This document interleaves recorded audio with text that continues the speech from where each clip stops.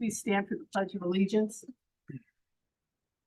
I pledge allegiance to the flag of the United States of America and to the republic for which it stands, one nation, under God, indivisible, with liberty and justice for all. Okay. Good evening, everyone. Could we have roll call, please?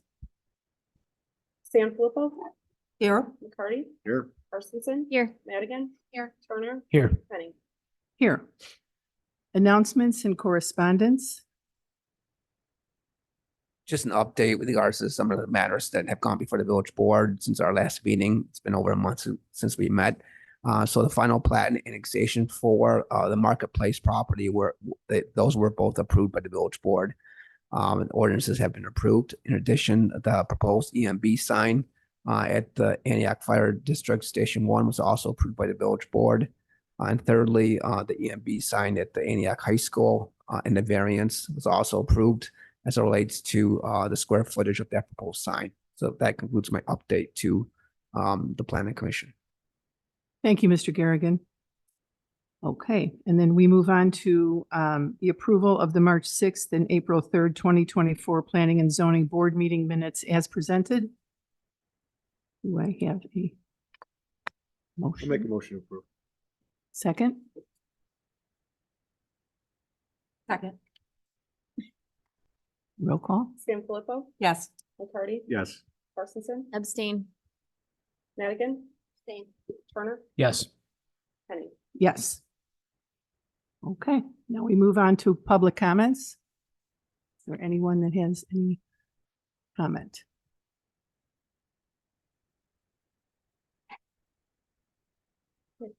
Okay, Can we explain? They have the, they okay. have the agenda. I don't know who they are.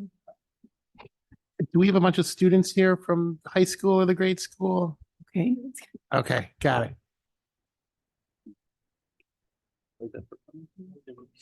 sure.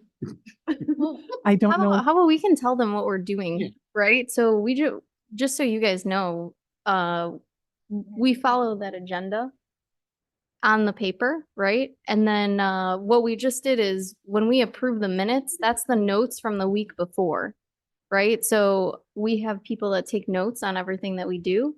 And then we approve or deny if there's questions, right? Because it goes into the public record that you guys can look up online. And do you all need a letter from somebody signed to go back to your class or anything like that? Just get to hear us, our lovely voices all night. Okay, that's great. We'll be here till about 11:30 p.m.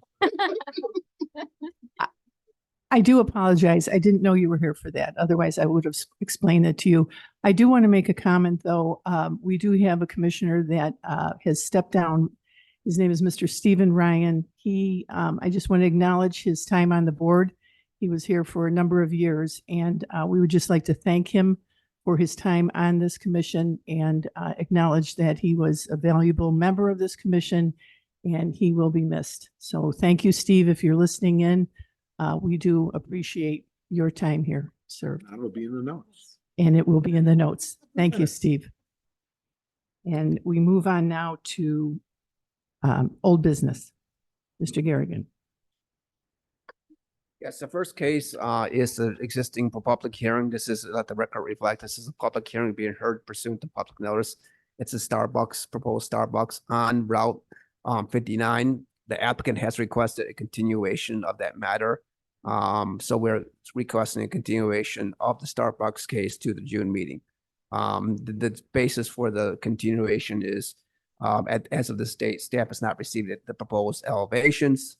The elevations are being reviewed by the corporate office for Starbucks, and based on that fact, the developer, Hubbard Development, has requested additional continuance. Okay, so I'll make. then I would need a motion for continuance. Yes. So I'll make a motion for PCB 24-4 for the special use request for the drive-through at Starbucks to be continued for the June 5th meeting. I'll second. Roll call. Sanfilippo. Yes. McCarty. Yes. Carstensen. just to explain again, so you guys know, this is saying that we're gonna talk about this next meeting because the people that asked for it are not prepared. So we're all voting to move that there. So yes. Madigan? Yes. Turner? Yes. Henning? Yes. Motion carries.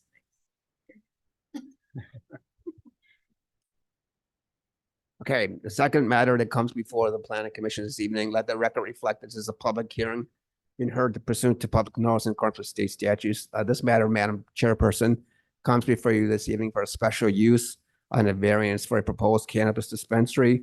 The case is 2405. The property address is commonly known as 417 East Route 173. The applicant is, with regards to context, as you well know, whenever we discuss a special use, it's also critically important to look at context. Where is this property located? What surrounds this property? The sum and substance of any special use, we want to make sure the proposed use does not have a negative impact on the surrounding properties.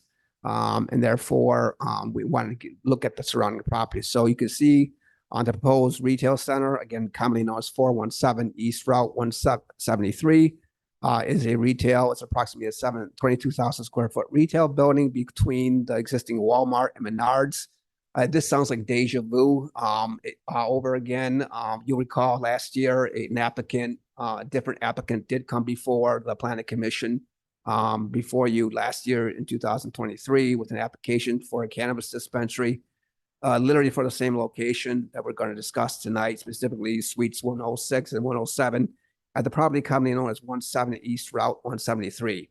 So going back to the discussion about what is surrounding this property, as you can see, the property is located between two large big boxes, two large 100,000 square foot retail buildings. In addition, it's also adjacent to the south of existing commercial outlets. As you recall, this was a large GLP PUD that was approved back in 2006. The very nature of this proposed center is retail, commercial. As you well know, because we reviewed it, we continue to see new commercial development just to the west of this site as part of the marketplace. So there's obviously very continued commercial interest along the 173 corridor.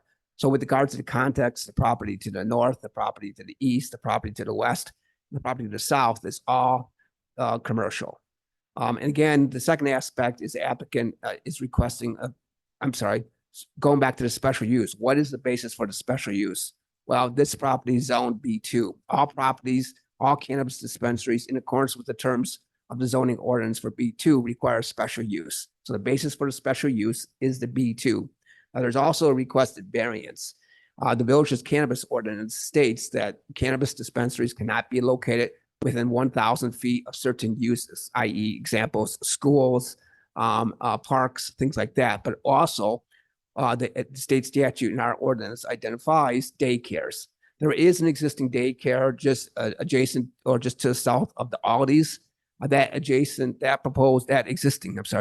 daycare is less than 1,000 feet from this property line of this applicant's proposed property to that daycare property line. Based on that fact, they do, if in fact there is approval of this proposed variance, the applicant does need a variance from that 1,000 foot buffer area.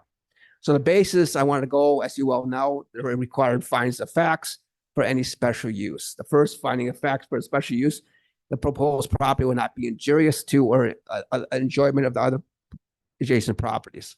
Again, if you look at this proposed property, as I've already outlined, it's commercial. Its very nature is adjacent to commercial, surrounded by commercial.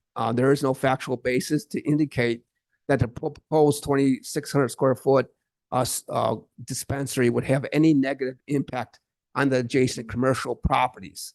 There is no basis to indicate that this proposed dispensary would have any negative or detrimental impact on the property values of the properties, the outlets to the south, or the existing Walmart site or Menards. There's no factual basis to indicate somehow this proposed cannabis dispensary would impede continued interest of future commercial development on 173. In fact, as you well know, we are continuing to see real commercial interest in the marketplace. So clearly the trend of development along the corridor is to continue to attract commercial development. So based on that, our conclusion, we do not believe there would be any factual basis to indicate this proposed dispensary would have a negative impact on the proposed properties, adjacent properties.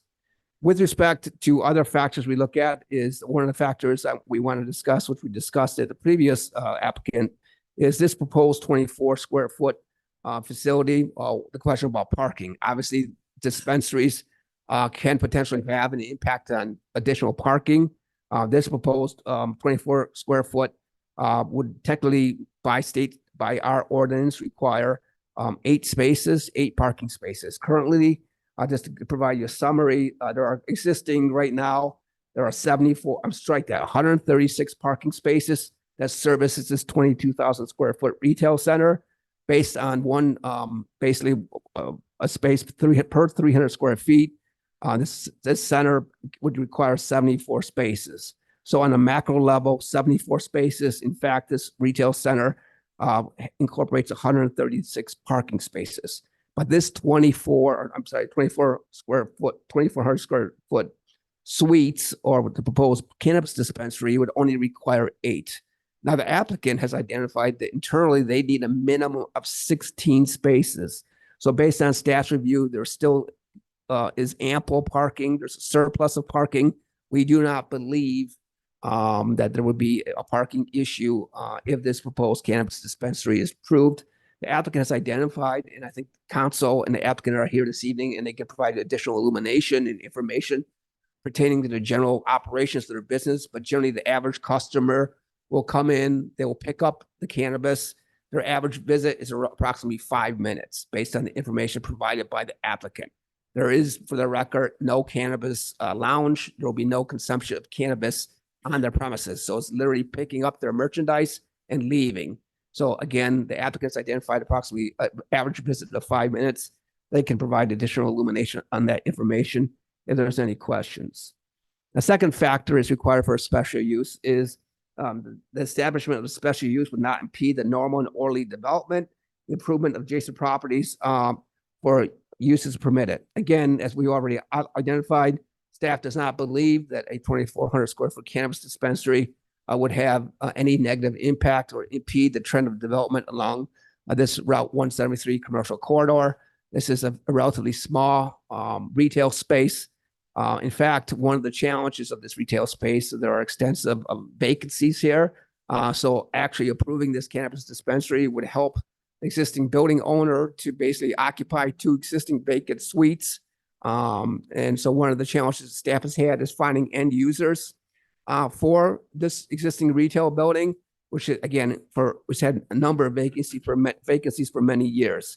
So in fact, this proposed special use would actually benefit the actual continued commercial interest in this property. We anticipate that a cannabis dispensary would bring additional people to this retail center and would provide hopefully additional commercial interest in this retail building, which I've already outlined has a number of vacancies. So again, as you all know, we have an existing cannabis dispensary on Route 83, Consume Cannabis, which is up on just north of North Avenue. Based on our observations, we have not observed any inordinate amount of traffic or parking challenges or issues that now their future permanent home of that cannabis facility has started construction, but the existing facility, temporary facility, we have not observed any parking issues or any issues relating to traffic. So based on our belief, Madam Chairperson, we believe that the applicant has met the requirements for the required special use by complying with the two requirements or findings of facts that are required for a special use. The next aspect of this is the variance. Again, the outline or review, the applicant needs relief from the 1,000-foot buffer requirement between their proposed cannabis dispensary and the existing daycare, which is adjacent to the Aldi's on Deep Lake Road and just south of Route 173. The first finding of fact that's required for a variance, and I'm going to go through them fairly briefly. The first finding of fact is the variance is in harmony with the general purposes and intent of the zoning ordinance. Again, this proposed 2,400 square foot facility is consistent with the commercial nature of this corridor, commercial nature of this PUD, i.e. the GLP PUD, which again incorporates the Walmart and Menards an existing retail center. There's nothing really inconsistent between this proposed cannabis dispensary, which in fact is a retail operation on an existing businesses. We do not believe that generally this proposed use would have any inconsistencies with the general harmony, the general character, general commercial character of this area, specifically as it relates to this planned unit development and the commercial nature of 173 corridor. The second finding of fact is required for any variance is the plight of the owners due to unique circumstances, and the strict enforcement of the zoning ordinance would result in practical difficulties. Again, the 1,000-foot requirement, there is a requirement for relief with regards to the distance, but in fact, in reality, there's nothing to indicate that this proposed operation of a cannabis dispensary would have any negative or any type of impact on the existing daycare, which again outlined is approximately 987 feet from the property line of this cannabis dispensary's property. As you well know, the existing daycare is separated by not only Aldi's, but Route 173, numerous outlets along 173 as part of the GLP PUD, and large parking areas. So there's nothing that would reflect that this proposed, again, 2,400 square foot facility would have any impact at all on the existing daycare's operations that's located on Deep Lake Road. The third factor is the property cannot yield reasonable use and permitted only under conditions allowed by the zoning ordinance. Again, there's nothing to indicate this applicant would not be allowed to operate a cannabis dispensary, but for relief from the variance. If the variance is not approved, the applicant could not locate this proposed cannabis dispensary because, again, as I've already identified, they're approximately 987 feet, and it's required 1,000 feet from the existing daycare. So there is a hardship on the applicant. They, by nature of this request, need relief from this 1,000-foot buffer. The fourth is the, excuse me, the variance of granite will not alter the essential character. I think I've already outlined clearly this proposed use is consistent with the commercial character of the Route 173 corridor, consistent with existing commercial character of the existing GLP PUD. It's also consistent with the existing 22,000 square foot building where this cannabis dispensary will be. It's all basically either a dental office or retail within this proposed retail center. So we believe the proposed use is consistent with the commercial character of the existing building. Therefore, Madam Chairperson, we are making a favorable recommendation this evening. We're making a favorable recommendation this evening for the special use for the cannabis dispensary with our two standard stipulations, i.e. compliance with the village engineer and compliance with the Antioch Fire Protection District. We're also making a favorable recommendation this evening that the applicant receive the required relief from the 1,000-foot buffer from the existing daycare. And with that, I'll conclude my staff report. Now, council and the applicant are here. They'll be more than happy to provide any additional information as it relates to the operations of this proposed cannabis dispensary. Thank you. Thank you, Mr. Garrigan. Ms. Sanfilippo? So, I did have a couple of questions. And I guess they would be directed more towards the applicant, So before we go ahead, can you come up and please be sworn in? And Yeah, of course. thank you. Council and your applicant, that's excellent. We could swear you in all at one time. I would appreciate Thank you. On behalf of Madam Chairman, anyone who wants to testify before this hearing, do you please raise your right hand and prepare to be sworn? Do you swear to tell the truth, the whole truth, and nothing but the truth? We do. Thank you. Please speak into the microphones when you're talking, and please make sure to introduce yourselves as well. Thank you. I'll start. My name is Craig Crandall with the law firm of Zukowski, Rogers, Flood, and McCardle here on behalf of the petitioner JGIL. I have with me this evening Mitchell Zabaduk, representative of the entity, which works closely in the real estate side development and all the other matters. So thank you all for the opportunity to be here. Great working with Mr. Garrigan again and to be here. So certainly here, happy to answer any questions that you may have regarding the petition as filed. So I was curious about, what the proposed operating hours would be of do you have an idea? Sure. You want to answer? Yeah. We, sorry, frog in my throat. I hear you, it's allergy season. Yeah, we typically open, we typically go around 9 AM to 7 PM. Okay, Sometimes it's 8 PM on a Friday or a Saturday. We're willing to work with the village if you guys have, a different, restrictions on the hours that, we'll work with villages that we're in, but typically it's, 9 to 7 or 9 to 8. Yeah. Somewhere in Yeah. that neighborhood. yeah. those are Okay. Typically when And typically, like, how many, what kind of traffic does a place like this see? I mean, did you guys have other dispensaries in yeah, other? we do. We have a dispensary in Palatine Okay, on Lake Cook and Rand Road. That dispensary, on average, we see maybe about 100 customers a day. okay, It's that our customers tend to space out. throughout the day. Excuse the space themselves out. Sorry, that was not an intentional one, but yes, so they do tend to space out, but I tend to they space out their when they come in. So Okay. So you don't we don't really have a rush see hour. where this is exactly the Yeah. point I'm getting at, Yeah, like we where you really- have people lining up to get in and, I haven't seen that Okay. since sort of it became, when it first became recreational, Uh-huh. the excitement of it. Now there's dispensaries, right, popping popping up all over. up all over the Right. place, and really the novelty of it has worn off. So Mm-hmm. even when we opened up our store in Palatine, our biggest holiday of the year in our industry is 4/20, is April 20th. That's our biggest sales day of the year. And, just to give you an example, we had 380 customers in Palatine on that one day. Okay, But typically we're running about 100 customers. I see. So Okay, aside from our one big sale day a year, we're yeah. pretty much steady. Okay, very good.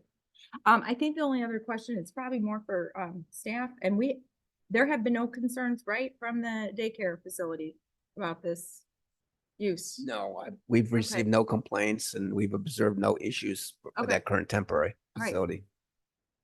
That's all I had for now. Thank you very much. Mr. McCarty? You have how many stores running and active right now?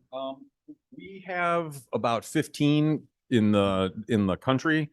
We operate stores in Michigan, Missouri, New Jersey, Pennsylvania, and we only have one so far in Illinois, and that's the one in Palatine. So we're looking to open as many as 10, hopefully in the next, call it 18 months in Illinois.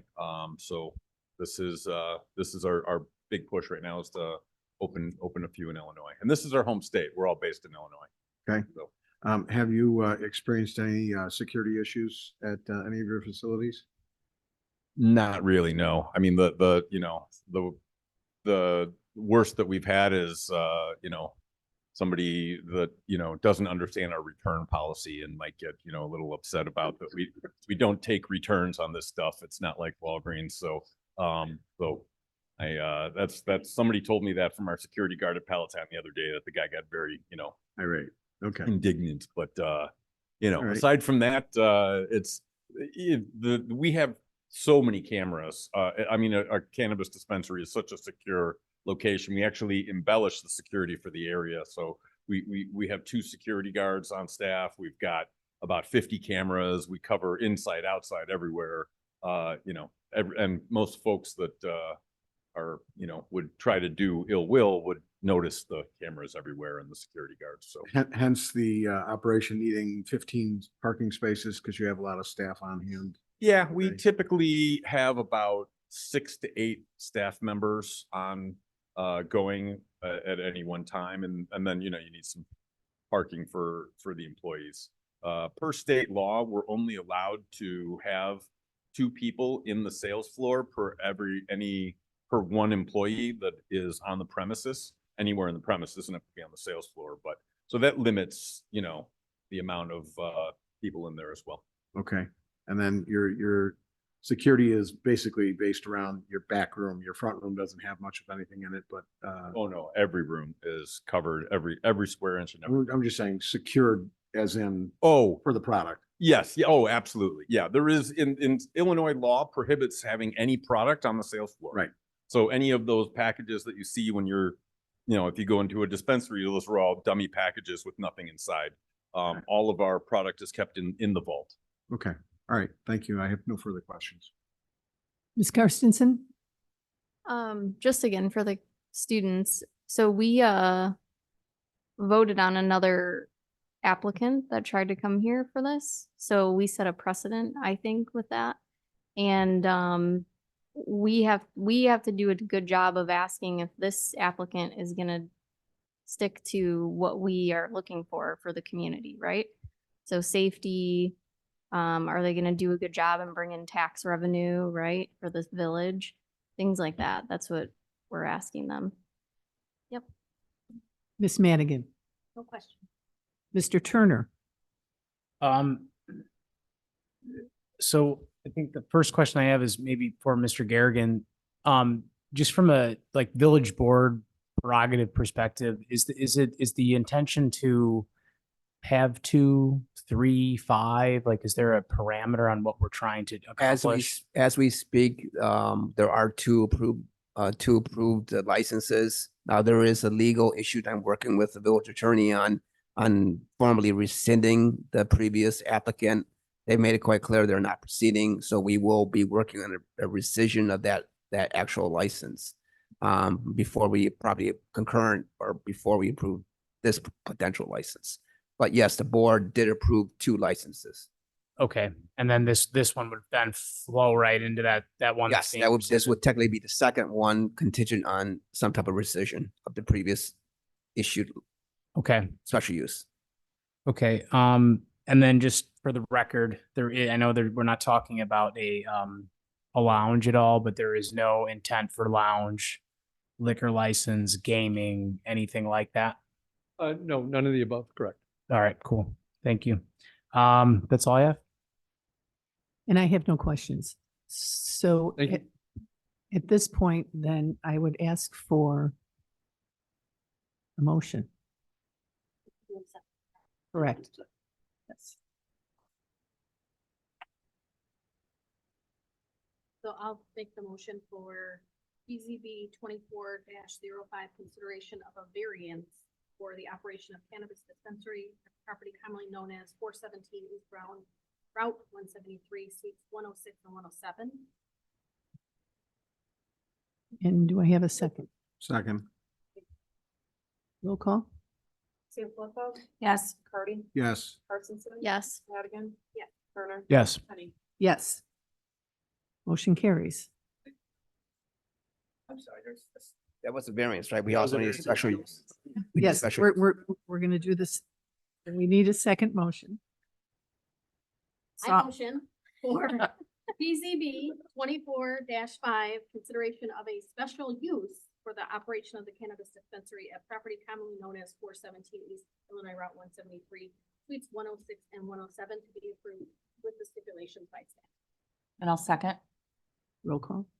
Sanfilippo? Yes. Cardy? Yes. Parsonson? Yes. Madigan? Yes. Turner? Yes. Penny? Yes. Motion carries. Welcome to town. Thank you. Thank you. Now you gotta go to the. Now, at this point, I'm going to have Ms. Karstensen explain to you exactly what just happened. Hey, you're doing a great job, Brittany. Keep it up. Yeah. So government takes a long time, right? You guys are probably learning that in class. So we approve this, but we're not the deciding board, right? We're a recommending board. So staff recommends to us, we recommend to the village board. So if you want to see a really fun meeting, I encourage you guys to come to the village board because there is a lot of content, right? And your parents pay taxes in this community. You pay taxes in this community whenever you buy a soda, right? At the Walgreens or whatever. So I encourage you guys to come because the meetings are pretty exciting and you get to learn what's going on in your community, right? People get to ride golf carts here now. People get to, and students make recommendations too, right? It's not just, 18 and above making recommendations. So anyway. And I would Meetings are- add one thing to this. Ms. Karstensen started out sitting in the audience and we didn't really know who she was, but she came to every single meeting. And then when there was an opening, she got our attention because she came to every meeting. We didn't know who she was, but we knew that she was really interested in what went on in the village. And she was a young person. And so it was like, well, she really wants to know what's happening. Maybe we should talk to her about joining this commission. And that's how she ended up on this commission. So it's kind of a neat way of how it happened. So you never know.